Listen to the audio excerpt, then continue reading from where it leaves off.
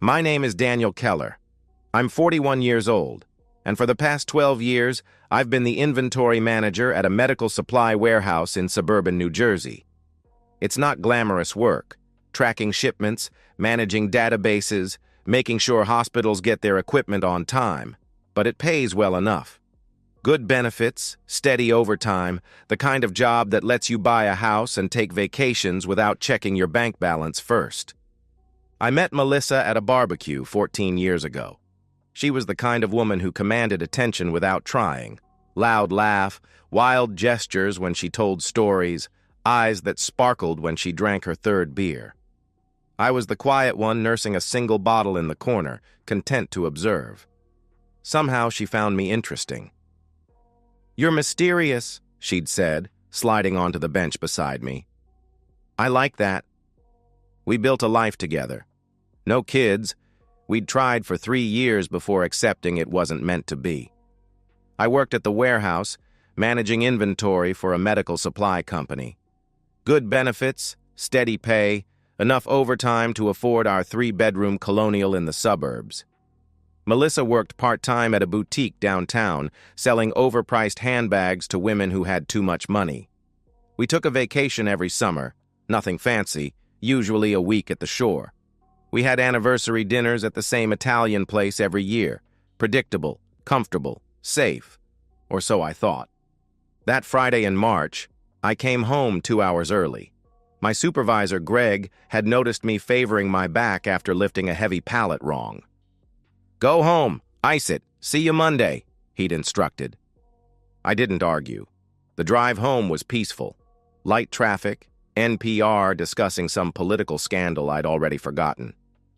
I was thinking about surprising Melissa, maybe ordering from that Thai place she loved. Her car was in the driveway. I walked through the front door, calling out, "Mel, you home?" "Just running to the store," she yelled back from upstairs. I heard her footsteps, quick and purposeful, then she appeared at the top of the stairs. Her hair was perfect, too perfect for a lazy Friday afternoon. "You're early." "Everything okay?" she asked, concern in her voice. "Tweaked my back. Greg sent me home," I explained. She descended the stairs quickly, kissed my cheek. Her lips were warm, freshly applied lipstick, leaving a mark I'd later see in the hallway mirror. "I'll grab some ibuprofen while I'm out." "Need anything else?" she offered. "I'm good," I replied. She grabbed her purse, keys jingling. "Back in 20?" she called out cheerfully. The garage door rumbled closed. I stood in the hallway, something nagging at me. The house smelled different. Not bad, just different. Cleaner, maybe. Like she'd been using that expensive fabric spray she saved for when her mother visited. I walked upstairs heading for our bedroom to change. Had to pass the guest room to get there. The door was ajar, unusual since Melissa kept it closed to keep the dust out. I pushed it open. The bed was made. Military corners, hospital tight, decorative pillows arranged just so. Fresh sheets. I could smell the detergent. The cream-colored ones with the tiny flowers, her favorite set. My stomach dropped. We hadn't had guests in 4 months. Not since Melissa's college roommate visited for Thanksgiving. I'd changed those sheets myself afterward. Replaced them with the plain blue set. Those sheets should still be on this bed. I walked closer, ran my hand along the comforter. Smooth, cool, recently ironed. The trash can beside the nightstand was empty, but a new bag had been placed inside. The surface of the nightstand gleamed. No dust. The alarm clock that usually sat there had been moved to the dresser. I heard the washing machine running downstairs. In the basement, I found the blue sheets stuffed inside, already mid-cycle. The dryer held 2 bath towels I didn't recognize. Dark gray, plush, definitely not from our linen closet. 20 minutes. She'd said 20 minutes. I went back upstairs, sat on our bed, and waited. Melissa returned with 3 grocery bags, chattering about traffic at the store, how they were out of my favorite coffee creamer, how she'd grabbed Chinese takeout instead of cooking. "You need to rest that back," she insisted, not meeting my eyes. No arguments. During dinner, she was animated. Too animated. Laughing at things that weren't funny, touching my hand repeatedly, suggesting we watch a movie in bed. "Like when we were dating," she said with a smile too bright. I watched her carefully. The way she kept touching her neck, a nervous habit, how she'd reapplied perfume before dinner, the slight smudge of mascara under her left eye, like she'd rubbed it and tried to fix it quickly. "Everything okay?" I asked casually. "Perfect." "Why?" she responded quickly. "You seem energized," I observed. She laughed high and false. "Just happy you're home early." "We never get Friday afternoons together," she explained. That night I lay awake staring at the ceiling while Melissa slept beside me. Her breathing was even, peaceful. One arm thrown across my chest, wedding ring catching the moonlight from the window. I spent the entire night replaying that image. Clean sheets on a bed that shouldn't have been touched. By morning, I knew I couldn't live with the questions eating me alive. Saturday morning, I called Brandon from my truck, parked outside Home Depot. Melissa thought I was buying mulch for the flower beds. Brandon answered on the second ring. "Danny boy." "What's happening?" he greeted enthusiastically. "I need a favor," I said, watching a couple load lumber into their pickup. "A big one."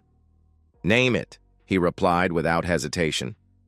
"I need to monitor my house. For security," I explained carefully. The line went quiet. Brandon had known me since high school. He could read the spaces between my words. "Security," he repeated slowly. "When?" "Today, if possible," I answered. "I'll be there in 2 hours." "Melissa home?" he asked. "She's getting her nails done." "Then lunch with her sister. Won't be back until 3, I informed him. "Perfect," he confirmed. Brandon arrived in an unmarked van, dressed like any contractor in jeans and a polo. He carried 2 canvas bags that looked heavy, professional heavy. We stood in my foyer while he surveyed the layout. "How many rooms?" he asked, all business now. "Living room, our bedroom, and—" I paused. "The guest room." He nodded, no judgment in his eyes. "High def? Audio?" he questioned. "Everything," I confirmed. He unpacked his bags with practiced efficiency. The equipment was smaller than I'd expected. A smoke detector, a picture frame, an air freshener, a phone charger. "Latest generation," he explained. 4K resolution, night vision, motion activation, 150-degree field of view. We started in the guest room. Brandon replaced the existing smoke detector with his device, using the existing wiring for continuous power. "Battery backup lasts 72 hours if the power fails," he noted, making tiny adjustments. "Completely invisible unless someone takes it apart." I stood in the doorway, studying the room differently now. Melissa had insisted on redecorating it last year. New curtains, fresh paint, that expensive duvet cover from Pottery Barn. "For when we have company," she'd said at the time. What company? Her sister lived 20 minutes away. My parents were dead.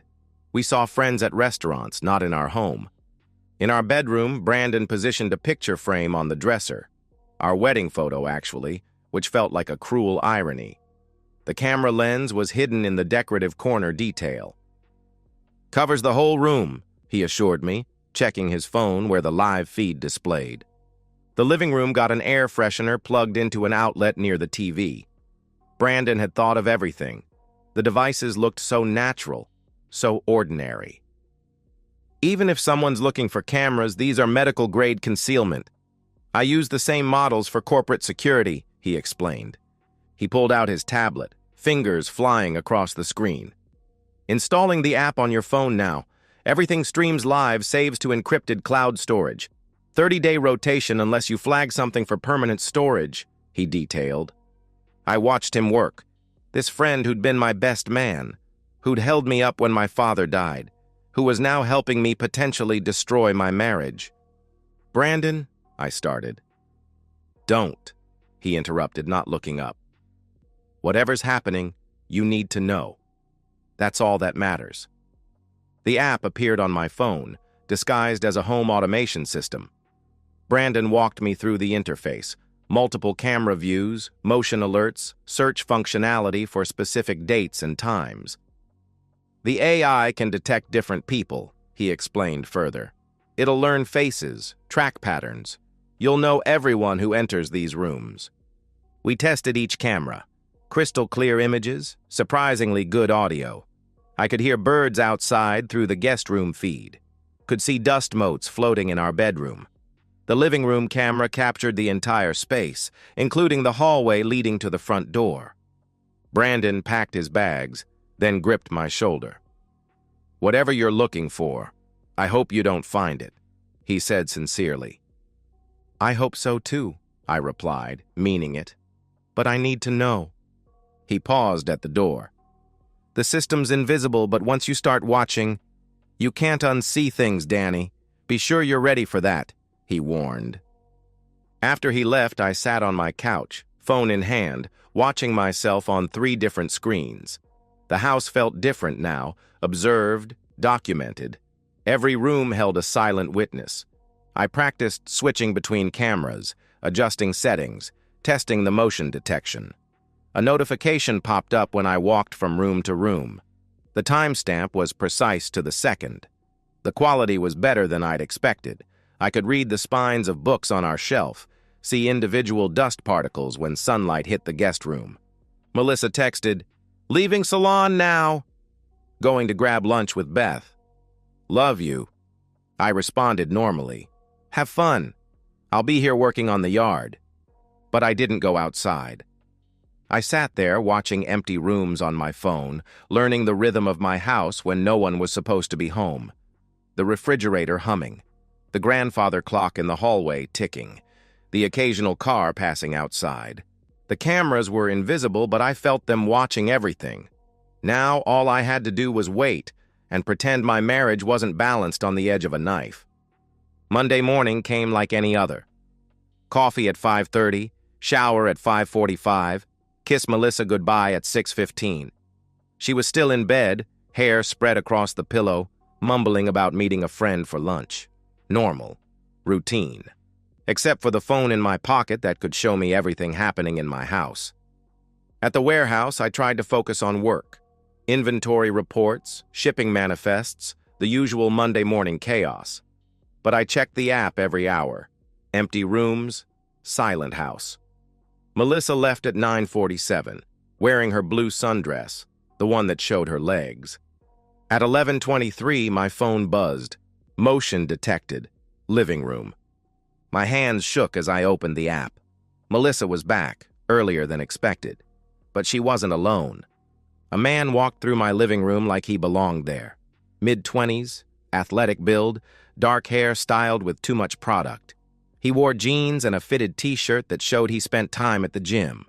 Everything I wasn't. Young, confident, built like someone who'd never spent 12-hour shifts moving medical supplies. Melissa appeared in frame, and my world shattered. She kissed him. Not a greeting kiss. Not a friendly kiss. The kind of kiss she used to give me when we were young and hungry for each other. Her hands in his hair, his arms around her waist, bodies pressed together like they were trying to merge into one person. They laughed about something. I had the audio on but couldn't process words, just sounds. She took his hand, led him toward the stairs. The living room camera lost them, but I knew where they were going. I switched to the guest room feed. They entered together, Melissa already pulling her sundress over her head. The boy, that's what he was, a boy, had his shirt off before the door closed. They fell onto the bed, onto those fresh sheets I'd discovered 3 days ago, and I watched my wife become someone I didn't recognize. She was alive in a way I hadn't seen in years, passionate, aggressive, making sounds I thought she'd forgotten how to make. The boy knew exactly what to do, where to touch, how to move. This wasn't their first time. They had a rhythm, a familiarity that spoke of practice. "Family emergency," I told Greg, already heading for my truck. I have to go." The drive home took 23 minutes. I watched at red lights, unable to look away. They'd moved from the bed to the dresser, then back to the bed. Melissa's face was flushed, ecstatic, younger looking than she'd seemed in months. I thought about calling, warning them, giving them a chance to scatter like roaches when the lights come on. Instead, I drove in silence, letting rage build with each mile. The baseball bat was in the garage, left corner, behind the rakes. A Louisville slugger from my brief attempt at joining the company softball team 3 years ago. The weight felt good in my hands. Solid. Real. I entered my house quietly. Could hear them upstairs. Laughter, movement, the rhythmic squeak of bed springs. My footsteps were silent on the carpeted stairs. 14 steps up. Turn right. 3 doors down. The guest room door was cheap, hollow core, builder grade. It exploded inward when I kicked it. Melissa screamed. The boy scrambled backward, tangled in sheets, eyes wide with terror. I stood in the doorway, bat in hand, taking in the scene. My wife, naked and vulnerable. The boy, pathetic and small despite his muscles. The room that smelled like intimacy and betrayal. "Daniel!" Melissa shrieked. "This isn't... I can explain!" The boy tried to bolt past me. Bad decision. The bat caught him in the ribs, not full strength, just enough to drop him. He gasped, crawled toward his clothes. I let him grab his jeans, his shirt, didn't stop him from stumbling toward the door. "Run!" I commanded. He ran. Down the stairs, through my living room, out my front door. No shoes, no underwear, shirt clutched to his chest. The last I saw was his car, a red Honda Civic, peeling out of my driveway. Melissa was sobbing, pressed against the headboard, sheet pulled to her chin. "Danny, please let me explain," she begged. "Don't," I cut her off. I set the bat against the wall, pulled out my phone. "Want to see something interesting?" I showed her the feed from the past hour. Her face went from red to white as she watched herself on the small screen. You were watching?" she whispered in disbelief. 3 cameras, a month of footage," I informed her coldly. I scrolled back through the timeline. "Here's you with him last Tuesday, and the Thursday before. Oh, and this one's my favorite, last Monday when you told me you were visiting your sister." She stared at the phone, then at me. "How long have you known?" she asked quietly. "I found the sheets, Melissa." "Friday. Fresh sheets on a bed that shouldn't have been touched," I explained. I pocketed the phone. "That was your mistake. Everything else was perfect, but you had to wash the evidence." "It didn't mean anything," she protested. 4 times in 3 weeks doesn't mean anything?" I countered. "I was lonely. You're always at work, always tired," she tried to justify. "So you f***ed a child in our guest room?" I snapped. She flinched at the vulgarity. In 14 years, I'd never spoken to her like that. "He's 26. He works at the gym," she offered weakly. "I don't care if he's a rocket scientist," I interrupted. I picked up the bat again, not as a threat, just to have something to hold. "Get dressed. Pack what you need. You have 1 hour." "Danny, please. We can get counseling. I'll end it. I'll never," she pleaded desperately. 1 hour, Melissa.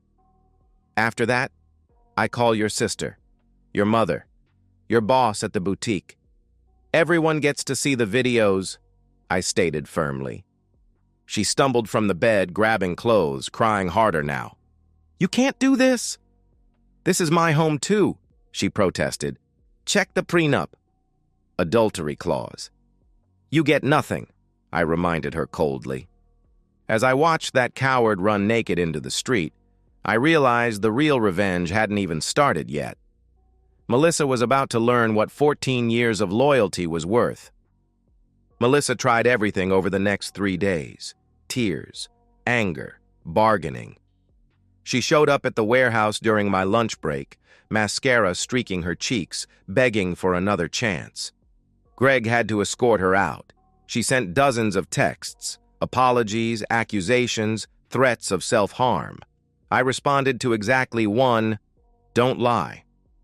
I knew the truth when I found those sheets in the washer. That was the moment you gave yourself away. Wednesday morning, I met with Patricia Winters, the divorce attorney Brandon had recommended. Her office was all sharp edges and cold efficiency, which suited me perfectly. I laid out the situation, showed her selected footage on my phone. "This is comprehensive," she observed, professional mask not quite hiding her surprise. "The prenuptial agreement you mentioned?" I handed her the document we'd signed 14 years ago, right after our wedding, when Melissa insisted she'd never be one of those women who took a man for everything. "Paragraph 7, Section 3, I pointed out. Patricia smiled, a shark recognizing blood in the water. "In case of infidelity, the cheating party forfeits all claims to marital assets," she read aloud. She looked up. "This video evidence makes it ironclad. She'll get nothing except what she brought into the marriage." "Which was debt from her student loans that I paid off," I added. "Then she gets nothing," she confirmed with satisfaction.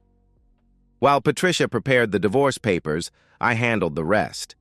Changed every password. Email, Netflix, Amazon, everything. Canceled her credit cards, removed her from the joint checking account. She'd have access to her own checking account, the one with $847 in it. The gym where the boy worked was easy to find. Melissa had mentioned it. Iron Fit, 6 blocks from her boutique. His name was Tyler Brennan. Instagram influencer wannabe with 3,000 followers and a feed full of shirtless selfies. Engaged to a pretty blonde named Ashley who worked as a dental hygienist. I created an anonymous email account, attached the clearest video clips, and sent them to Ashley with the subject line, "You deserve to know." Then I sent the same package to IronFit's corporate HR department, noting that Tyler had been using his position as a trainer to sleep with married clients. Thursday, Melissa discovered she couldn't access our savings account. The boutique called. Someone had sent them an anonymous tip about an employee's moral character, complete with screenshots. Her boss, a conservative woman who prided herself on running a family-friendly establishment, fired her on the spot. Her sister Beth called me that evening. "What the hell did you do?" she demanded angrily. "I told the truth," I responded calmly. "You destroyed her," she accused. "No, Beth." She destroyed herself. "I just made sure everyone knew about it," I corrected. By Friday, the story had spread through our social circle like wildfire.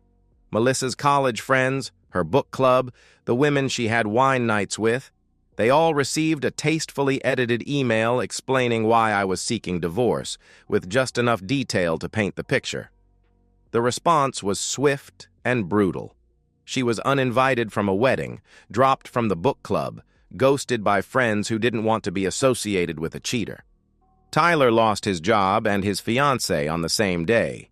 Ashley posted a rage-filled story on Instagram, tagging him and ensuring his humiliation was public. He tried calling Melissa, but she didn't answer. She had bigger problems. Saturday morning, Melissa stood in our bedroom with 2 suitcases, supervised by Patricia, who was there to ensure she only took what was legally hers. Clothes, jewelry she'd bought herself, personal items. The engagement ring I'd saved 6 months to buy. Marital asset. The car I'd paid off last year. Marital asset. The furniture, the electronics, everything that made our house a home. All mine. "Where am I supposed to go?" she asked plaintively, not for the first time. "That's not my problem anymore," I replied without sympathy. She looked at me then, really looked at me, maybe for the first time in years. "You're enjoying this," she accused. "I'm enjoying the justice of it," I clarified. "I made a mistake," she started. 4 times, at least. "That's not a mistake, Melissa. That's a choice." "Multiple choices," I interrupted. "She found a studio apartment in a sketchy part of town. the only place that would approve her with no job and minimal savings. I knew because she'd had to list me as a reference, and the landlord called to verify she'd lived at my address. 2 weeks later, I heard through Brandon that she'd gotten a job at a discount clothing store, the kind where everything smells like plastic and sadness. The divorce was finalized in record time, uncontested, given the evidence. Melissa showed up to court in a borrowed dress, alone except for a public defender who seemed annoyed to be there. She signed the papers without reading them, shoulders slumped in defeat. I kept the house, the savings, the investments, the good car. She kept her clothes and her shame. The judge barely looked up as he stamped the decree. She tried reaching out through mutual friends afterward.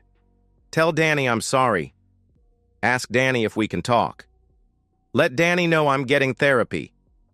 I never responded.